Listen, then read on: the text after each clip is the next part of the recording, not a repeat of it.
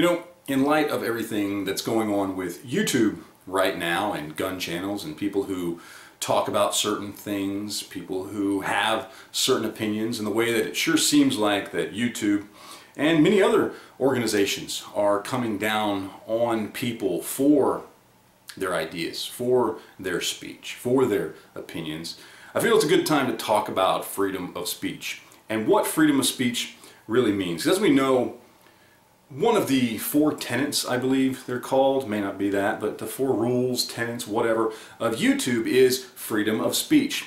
And, you know, they like to throw that around a lot. Oh, you can be you here. That's why it's called YouTube. It's all about you. You can portray yourself the way you want to portray yourself, and that's ultimate freedom of speech. Of course, we know this is all bullshit. It's not true. YouTube is lying to you. Okay? Obviously, I think us here in the pro-gun political community, we care about gun rights. A lot of us are more conservative or right-leaning, even if we're not straight-up right-wing Republicans or anything like that. Some of us, like myself, are libertarian, whatever it may be.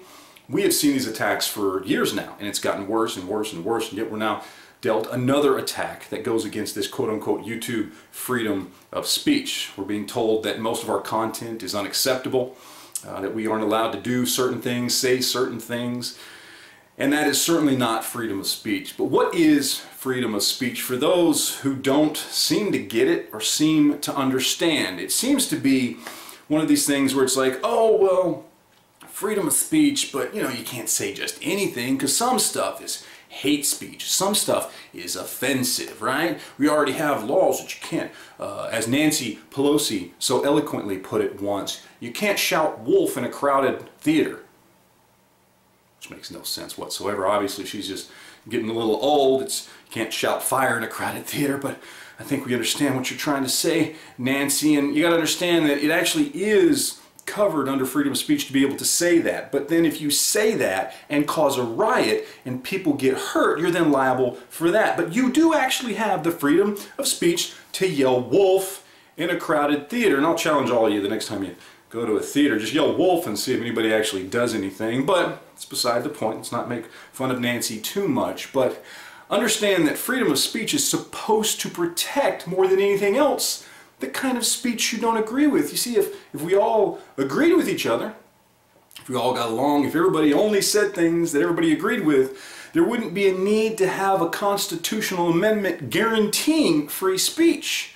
The only speech worth protecting is the speech people don't agree with. That's kind of the whole point of the First Amendment, at least the freedom of speech portion of it. It's so strange to me that people don't understand this. We have the right to say those things that other people don't like, that other people don't agree with. That's the point of freedom of speech. Now, I understand when it comes to YouTube specifically that they're a private entity and they can do what they want. I get it. I understand.